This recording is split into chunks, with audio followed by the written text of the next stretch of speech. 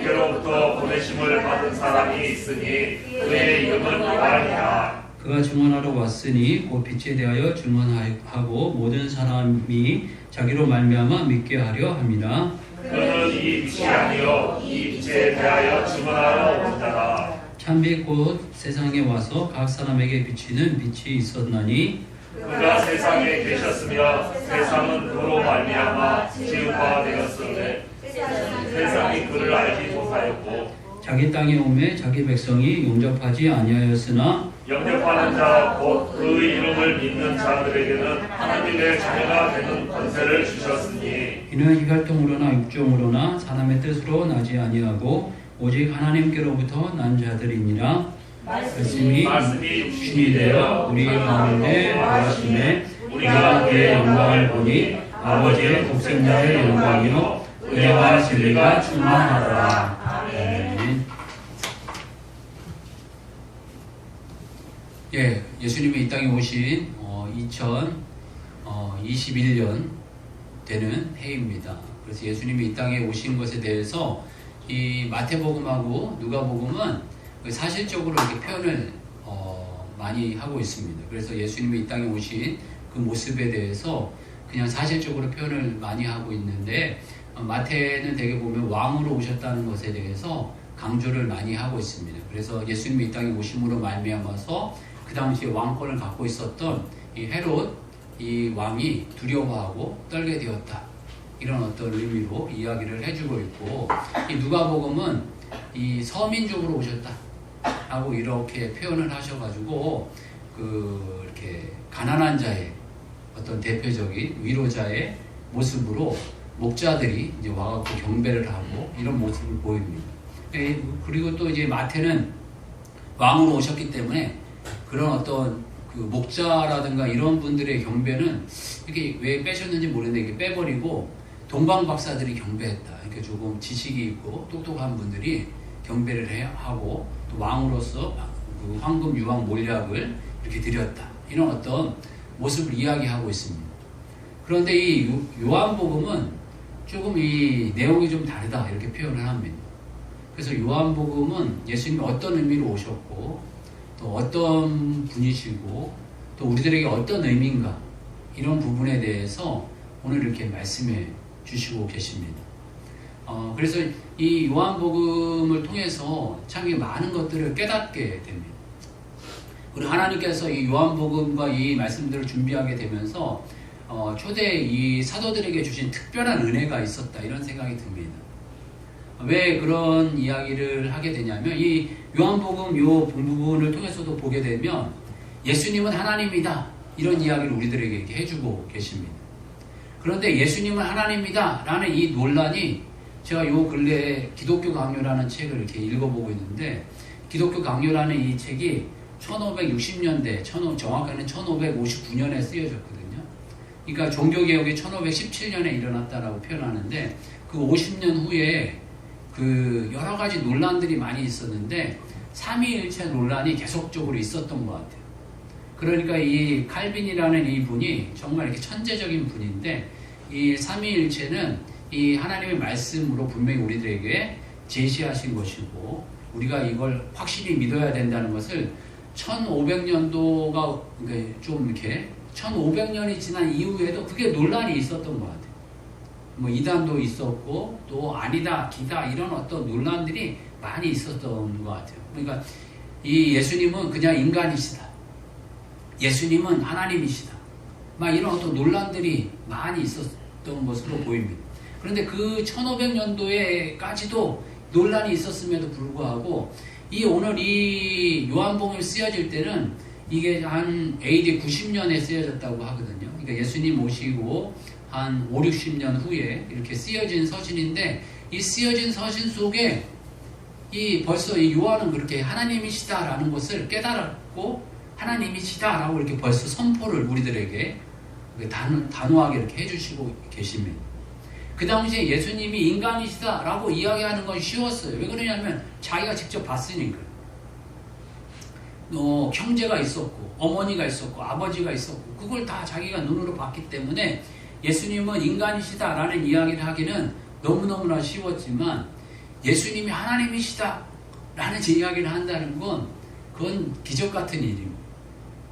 이 당시에 이 유대인들은 하나님이라는 이 표현을 너무너무나 두려워하면서 생각을 하고 이런 표현을 썼고, 인간이 하나님이 될 수 있다는 생각은 감히 상상할 수도 없는 불경죄에 해당하는, 신성 모독에 해당하는 일입니다.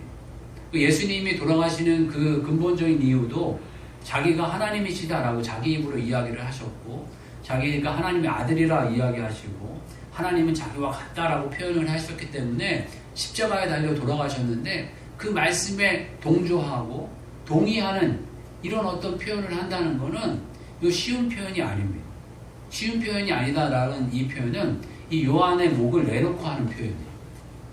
요한이 자기 목을 내놓고 이런 고백을 하게 되는데, 우리는 이제는 너무나도 시간이 많이 지났기 때문에 그냥 예수님이 하나님이시다라는 이 표현을 너무나도 이렇게 쉽게 하고 당연하게 이렇게 표현을 하고 있는데, 그 의미가 어떠한 의미인가 저희들이 조금 더 깊이 생각하고 저희들에게 가깝게 다가오는 시간이 되었으면 좋겠습니다.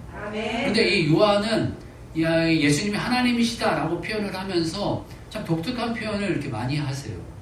근데 말씀이신데 하나님이시다, 이런 표현을 하고 계십니다. 이 1절 한번 같이 볼까요? 1절 한번 같이 읽겠습니다. 자, 시작. 태초에 말씀이 계십니다. 이 말씀이 하나님과 함께 계셨으니 이 말씀은 곧 하나님이시니라. 아멘. 참 이게 독특한 표현인 것 같아요. 요한이 왜 이런 표현을 했을까, 이런 생각을 해보게 됩니다. 이게 하나님이 주신 이게 또 사인이 아니었을까, 이런 생각을 갖게 됩니다. 이 당시 예수님이 하신 일들이 많았거든요. 기적과 이적을 표현하시기도 하시고, 하여간 가르쳐 주시기도 하시고, 여러 가지 일들도 많이 하셨는데, 이 땅에 오신 예수님은 기적의 하나님이시다 라고 이렇게 표현했으면 기적을 추구하는 사람들 많았을 거예요. 이적을 추구하는 사람들도 많았을 겁니다. 그런데 이 말씀이시다라는 이런 표현을 했기 때문에 참 이 말씀이시라는 이 표현을 통해서 우리가 이 성경 말씀 적이려고 하고, 또 구약의 말씀도 존중하고, 또 이 성경 말씀도 존중하고, 또 사도들의 말씀이라든가, 또 이 전해전 이 목사들의 그 말씀이라든가, 또 이 믿음의 선배들의 말씀이라든가, 이 말씀들이 이 속에 하나님의 은사와 능력이 있다는 것을 우리들이 고백하게 됩니다. 아멘. 한 번은 제가 참 이게 정말 신이라는, 이 사람들이 믿는 신이 정말 기뻐할까, 이런 생각을 가졌던 적이 있었는데, 그게 무슨 거냐면, 제가 이 인도에 그 여러 가지 신들이 많이 있잖아요. 근데 한 평범한 그 가장이었던 사람이 신에 대해서 충성을 하고 싶다 라는 마음을 갖게 돼요. 그래서 가정을 버리고 이 사람이 신에 대해 충성을 맹세하기로 하게 되는데, 뭘 충성스럽게 맹세를 했냐면 오른손을 하나님께 드리기로 했대요. 신에게. 그래서 오른손을 이렇게 뻗어가지고 이렇게 내려오지 않는 것으로 신에게 충성을 하기로 했다는 거예요. 그런데 이 오른손을 이렇게 뻣뻣하게 들고 자기가 앉아서 잠을 자고 이렇게 생활을 한 거를 몇 년을 했냐면 40년을 했어요. 40년을 했는데 정말 이게 거짓말이 아니라 40년을 한 이 손을 보니까 손이 나무 막대기 같이 뻣뻣하게 말랐어요. 살도 다 빠지고 근육도 다 빠지고 뻣뻣하게 마르고, 이 손톱을 보니까 손톱이 40년 된 손톱이더라고요. 손톱이 완전히 이게 뻗어가지고 난리가 났어요. 그래갖고 이제 이 손을 완전히 이제 거짓 못 쓰게 되는 것 같아요. 이게 움직이긴 하지만 완전히 못 쓰게 된 손이 되어버렸어요. 이런 거 저런 걸 떠나가지고 저런 걸 정말 기뻐하시는 신이 있을까, 이런 생각을 새롭게 갖게 되더라고요. 그분의 마음에 있어서 헌신이라는 게 손을 이렇게 뻣뻣하게 들고 있는 게 헌신이라고 생각하고, 이걸 자기가 믿는 신에게 바쳤다라고 이야기를 하는데, 정말 저걸 기뻐할까, 이런 생각을 갖게 됩니다. 우리가 하나님은 말씀이시다 라고 이야기했기 때문에 이 말씀을 저희들이 너무너무나 귀하게 생각하고 존중하고 귀히 여기지만, 그럼에도 불구하고 이상한 이단들이 많이 나오는데, 만약에 여기에다가 이단, 이적이다, 기적이다 이랬으면은 아마 희양찬란한 이단들 정말 더 많이 나오지 않았을까, 이런 생각을 갖게 됩니다. 한편으로는 이 말씀이다라는 그 표현을 하게 되면서 조금 더 저희가 두려워해야 되겠다, 이런 마음이 들게 됩니다. 요한이 이 당시에 이 말씀이라고 표현했을 때는 이 말씀이 어느 범위까지가 이 말씀이었을까, 이런 생각을 갖게 됩니다. 이 당시 하나님의 말씀이라고 생각한다면 구약만을 하나님의 말씀이라고 생각했을 겁니다. 구약을 이루어 주신 예수님 일 수도 있고, 이 당시에 1990년 AD 90년이었기 때문에 어느 정도 이렇게 신약의 이런 말씀들이 조금씩 이렇게 완성되어져 가는 단계였거든요. 그러니까 신약의 어떤 말씀들이 약간 정경화 되어져 가려고 하는 그런 어떤 분위기가 만들어졌을 거예요. 그러니까 어떤 신약의 말씀들도 이 말씀이다 라는 의미로 이렇게 되어졌을 것이고, 또 사도들의 이야기라든가 이런 어떤 말씀들 또한 말씀으로 이야기되어졌을 겁니다. 조금 더 넓은 의미로 이야기를 한다면 지금 이렇게 목사님들의 이야기라든가 말씀이라든가 설교라든가 이런 것까지도 하나님의 말씀으로까지 이렇게 포함됐을 겁니다. 정말 우리가 이 구약의 말씀을 하나님의 말씀으로 받는지, 신약의 말씀을 하나님의 말씀으로 받는지, 또 이 설교의 말씀들, 이 목사님의 말씀이라든가 또 믿음의 선배님들의 말씀이라든가 이 말씀들을 하나님의 말씀으로 받는지 저희 자신이 한번 되새겨보게 되더라고요. 요 근래 제가 계시록을 이렇게 12월이 되면 묵상해보게 되는데요. 계시록의 말씀들이 얼마나 무서운지 모르겠어요. 정말 이 7 대접으로 벌하시고, 뭐 7 나팔로 벌하시고, 여러 가지 이 땅을 벌하시는 부분, 심판하시는 부분에 대해서 말씀하고 계시는데, 우리들이 잘 이렇게 생각을 안 하는, 하나님은 사랑이시다. 사랑이시다 그러면서 심판은 안 하실 걸로 생각을 해요. 그렇지만 구약 성경을 보게 되면 사랑에 대한 이야기보다 심판에 대한 이야기와 징벌에 대한 이야기가 더 많습니다. 특히 이 뒤에 서신서 보게 되면 이 이스라엘의 징벌에 대한 이야기가 이뿐만 아니라 주변 나라들에 대한 이 징벌에 대한 이야기가 더 많습니다. 이 징벌에 대한 이야기를 하게 되면서 우리 오늘을 또 예수님의 오심을 더 잘 준비하라, 이런 말씀으로 우리들에게 주시는 줄 압니다. 저희들이 이 예수님은 이 땅에 오셨는데 말씀으로 오신 하나님이라는 것을 말씀해 주고 계십니다. 이 주신 말씀들을 저희들이 잘 기억하면서 또 이 말씀이 하나님이시다라는 이 표현을 하셨으면 분명히 이 말씀은 성취되어지고 이루어질 것이다 라는 이 말씀 가운데 우리가 위로를 받고 격려를 받고 세임을 받기도 하지만, 한편으로는 주님 앞에 두려워할 줄도 알고, 또 주님 오심에 대해서 예비할 줄도 알고, 또 주님 앞에 또 준비하는 자로서 예비한 자로서 살아가는 그런 종들이 되기를 주 이름 축복합니다. 또 하나님 되시는데 또 그냥 하나님이 아니라 창조자 하나님이신 것을 말씀해 주고 계십니다. 우리 2절하고 3절 한번 볼까요? 2절하고 3절 같이 한번 읽겠습니다. 자, 시작. 그가 태초에 하나님과 함께 계셨고 만물이 그로 말미암아 지음바 되었으니 지은 것이 하나도 그가 없이는 된 것이 없느니라. 아멘. 우리가 이 삼위일체 하나님을 이야기할 때 천지 창조 속에 계획하신 분은 성부 하나님, 실행하신 분은 성자 예수님, 또 이것을 운행하시고 또 이것을 완성해 가시고 또 이것을 관리하시는 분은 성령 하나님, 이렇게 표현을 하게 됩니다. 그래서 이 성부, 성자, 성령 하나님은 본질은 하나이지만 이 세 위가 있어서 삼위일체 하나님이다, 이렇게 표현을 하고 있습니다. 그러니까 우리가 인간이 이해하기는 좀 어렵죠. 본질적으로 한 분이지만 위격으로는 정확하게 또 세 분으로 구분되어지는 그런 분이다 라고 표현하고 계십니다. 그러면서 우리에게 창조자 하나님이 되신다 라고 이렇게 말씀해 주고 계십니다. 하나님이 우리의 삶의 창조자가 되신다 라는 이런 의미는 예수님께서 이 땅에 오셔서 생활하시고 돌아가신 이 모든 이 모습이 그냥 왔다 가신 게 아니고 계획에 의해서 오셨다가 계획에 의해서 돌아가셨습니다. 이 땅에 말구 위에 낮고 천한 모습으로 오셨다가 참으로 인간의 모습으로 30년의 삶을 사시고 또 공생의 3년을 사시고 또 인간을 위해서 여러 가지 많은 일들을 하셨다가 최종적으로 인간의 모든 죄를 씻기시기 위해서 십자가에 달려 돌아가시고 또 3일 만에 다시 부활하시는 이런 모습을 우리들에게 보여주셨습니다.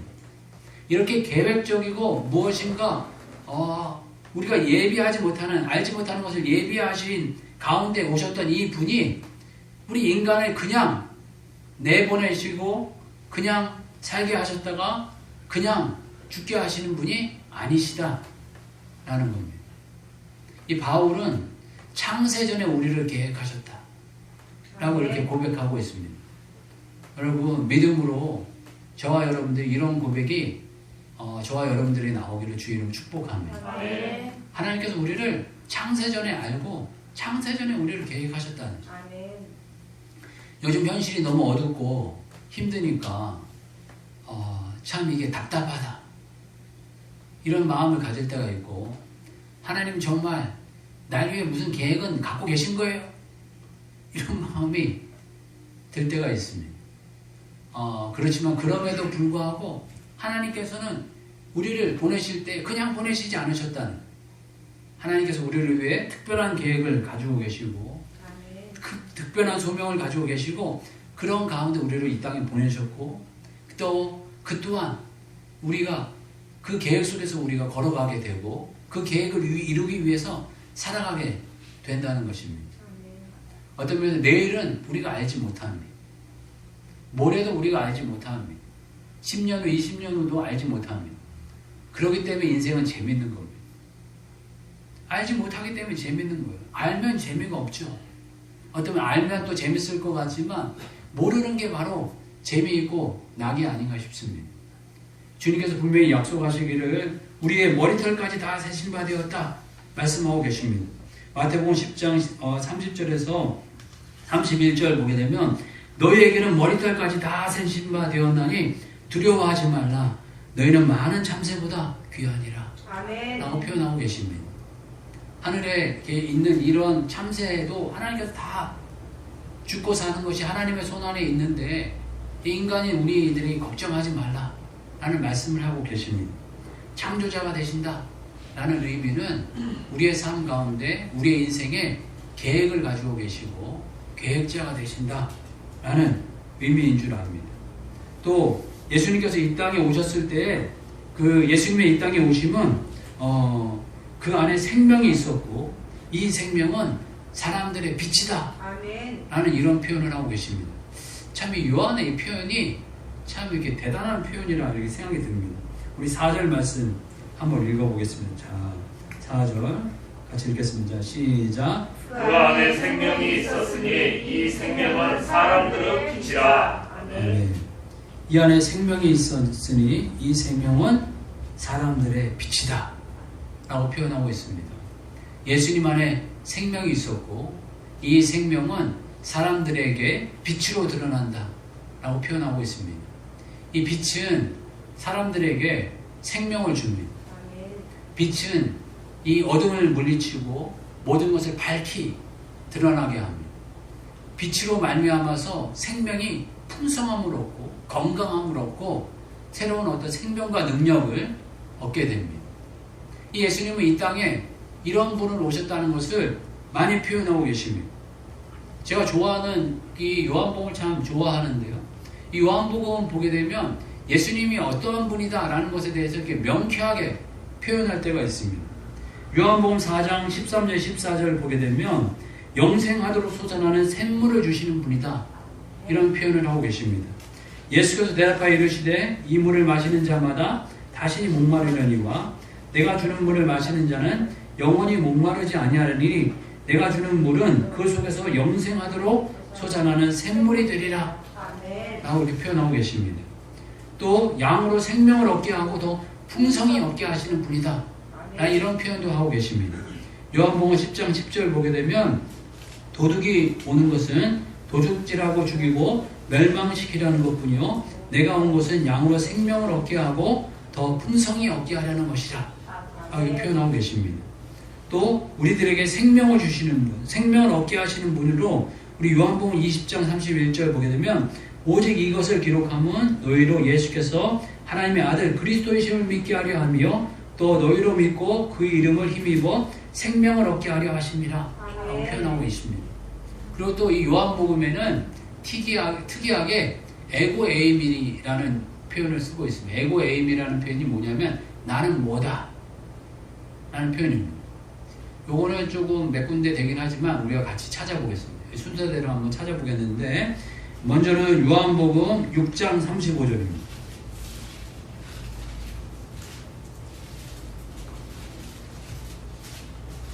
요한복음 계속 요한복음만 이제 찾아볼 거예요. 순서대로요. 요한복음 6장 35절 같이 한번 읽겠습니다. 시작. 예수께서 이르시되 나는 생명의 떡이니 내게 오는 자는 결코 죽이지 아니할 터이요 나를 믿는 자는 영원히 목마르지 아니하리라. 아멘. 자신과 저 생명의 떡이다. 아멘. 표현하고 계십니다.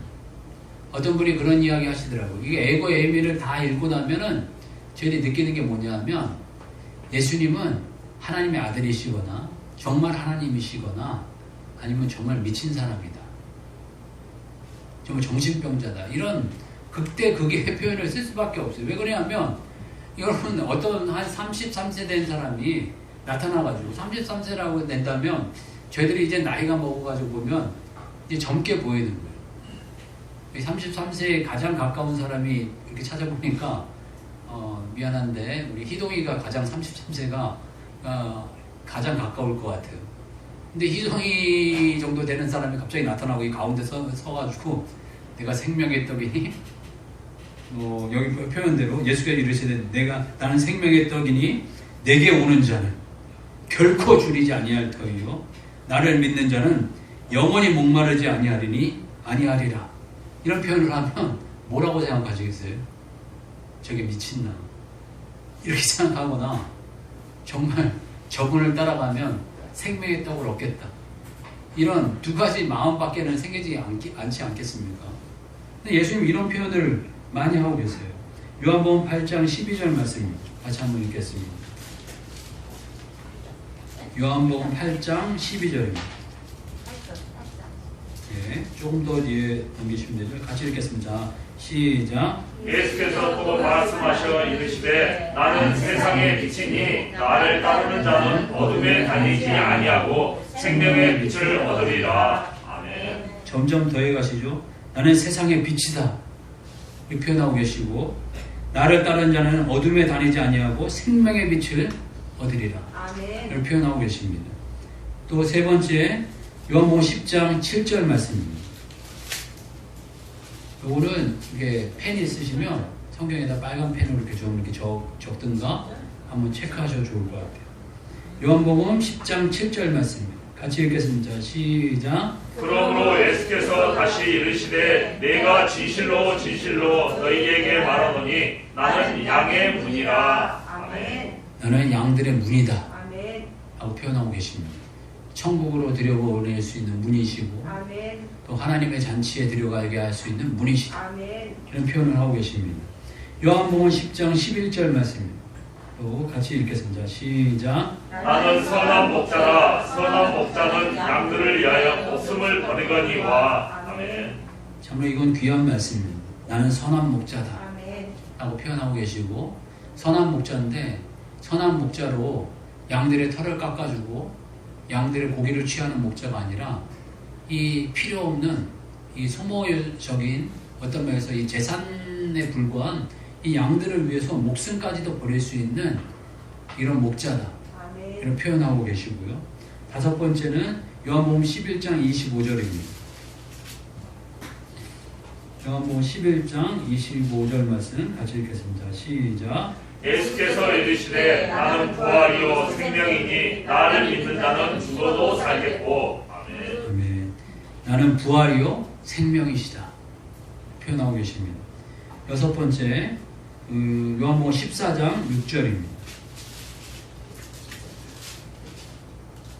요한복음 14장 6절 같이 읽겠습니다. 시작. 예수께서 이르시되 내가 곧 길이요 진리요 생명이니 나로 말미암지 않고는 아버지께로 올 자가 없느니라. 아멘. 자신을 가르쳐서 자신이 길이다, 내가 진리다, 내가 생명이다 이렇게 표현하고 계십니다. 참 이건 대단한 표현이 아닌가 싶습니다. 또 하나님이 아니시면 표현할 수 없는 표현이다 이런 표현이 들고요. 요한복음 15장 5절입니다. 이 마지막인데요. 요한복음 15장 5절 말씀 같이 한번 읽겠습니다. 자, 시작. 나는 포도나무요 너희는 가지라. 그가 내 안에 내가 그 안에 거하면 사람이 열매를 많이 맺나니 나를 떠나서는 너희가 아무것도 할 수 없습니다. 네. 나는 포도나무요 너희는 가지라. 그가 내 안에 내가 그 안에 거하면 사람이 열매를 많이 맺나니 나를 떠나서는 너희가 아무것도 할 수 없습니다 라고 표현하고 계십니다. 이거 7가지를 갖춰서 에고에임이 7가지다 이렇게 표현하고 계십니다. 그러니까 나는 뭐다 라고 이렇게 독특하게 요한복음에서 많이 표현되어지는 표현입니다. 근데 이 7가지를 저희들이 다 읽었지만 다시 한번 여러분들이 읽어보시면 이게 사람이 할 수 없는 표현입니다. 사람이라면 어떻게 나는 생명의 떡이다 이런 표현들을 하고 또 나는 세상의 빛이다, 내가 꼭 길이요 진리요 생명이다 이런 표현들을 어떻게 하겠습니까? 예수님이 하나님이셨기 때문에 우리들에게 분명히 이런 표현을 하고 계시고 또 우리들에게 이러한 길을 열어주시는 분이라는 것을 말씀해주고 계십니다. 그리고 이러한 분이 우리들에게 주시는 독특한 것이 한 가지가 있는데 그것이 뭐냐 하면은 요한복음 1장 12절 말씀입니다. 요한복음 1장 12절 말씀 같이 한번 보겠습니다.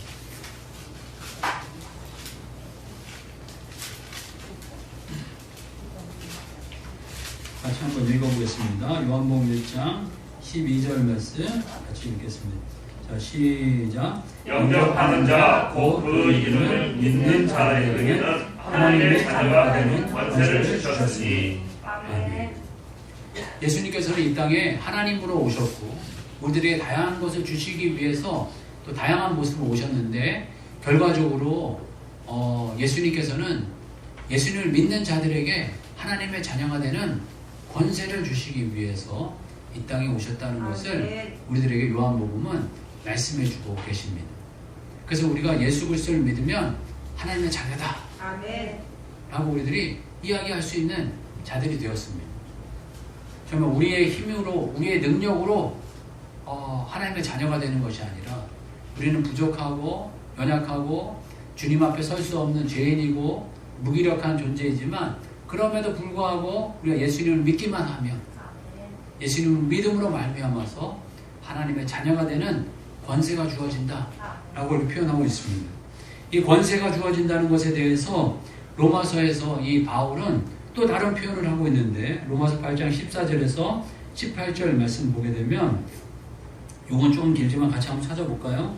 로마서 8장 14절에서 18절 말씀.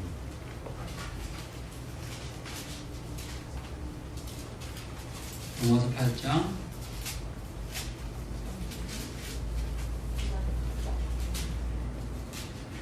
14절에서 18절 말씀. 한 절씩 교독하겠습니다. 제가 먼저 하겠습니다. 로마서 8장 14절에 18절 말씀. 우리는 하나님의 영으로 인도함을 받는 사람은 곧 하나님의 아들이라. 너희는 다시 무서워하는 종의 영을 받지 아니하고 양자의 영을 받았으므로 우리가 아빠 아버지라 부르짖느니라. 성령이 주니 우리의 영과 더불어 우리가 하나님의 자녀인 것을 증언하시나니 자녀이면 또한 상속자 곧 하나님의 상속자여 그리스도와 함께한 상속자니 우리가 그와 함께 영광을 받기 위하여 고난도 함께 받아야 할 것입니다. 아멘. 또 같이 하겠습니다. 생각하건대 현재의 고난은 장차 우리에게 나타날 영광과 비교할 수 없도다. 아멘.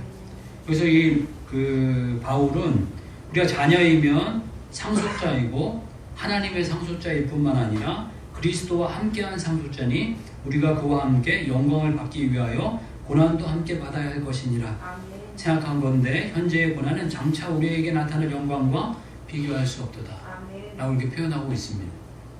예수님이 이 땅에 오셨습니다. 이 땅에 오셨는데 그냥 오신 것이 아니라 하나님으로 이 땅에 오셨고 우리들에게 생명의 떡으로 세상의 빛으로 또 길과 진리와 생명으로 오셨습니다. 그렇게 오신 그 근본적인 이유는 우리의 부족하고 연약하고 어리석음을 벗어버리고 대신 십자가에 짊어지시고 부활하심으로 말미암아서 우리를 자녀되게 하기 위해서 아멘. 이 땅에 오셨습니다. 그리고 예수님이 이 땅에 오신 것을 기뻐하고 환영하면서 다시 주님의 자녀됨을 저희도 되새기고 또 기뻐하고 즐거워하고 이 자녀됨을 나누어갈 뿐만 아니라 이 자녀됨이 말로만의 자녀됨이 아니라 정말 이 바울의 고백과 같이 상속곡까지 주어지는 아멘. 자녀됨이다 라는 것을 저희들이 기억하게 되면서 이 요한은 우리들에게 자녀가 되었다면 이 후반부 가학은 섬기며 살아라. 예수님께서 이 세족식으로 보여주면서 다른 복음서에서 그런 얘기 안 하지만 우리가 선생이면서도 섬겨서 너희들의 발을 씻어준 것 같이 너희도 서로 발을 씻어주어라 이렇게 말씀해주고 계십니다. 그리고 또 서로 사랑해라 표현하고 계십니다. 자녀라면 섬길 줄 알고 남의 어분을 덮어줄 줄 알고 씻어줄 줄 알고 용납할 줄 알고 이런 어떤 섬김의 모습을 보이고 더 크게는 사랑할 줄 알고 사랑은 자기의 목숨까지도 내어주는 사랑이 가장 큰 사랑이다 라고 이야기를 하시면서 말로만 하신 게 아니라 정말 직접적으로 십자가에 달려 돌아가심으로 말미암아서 그 모습을 진짜로 보여주시는 예수님이 계십니다. 저희들이 이 모습을 기억하면서 정말 이 성탄절 예수님 오시면 다시 한번 저희들이 잘 되새기고 또 주님의 자녀됨을 다시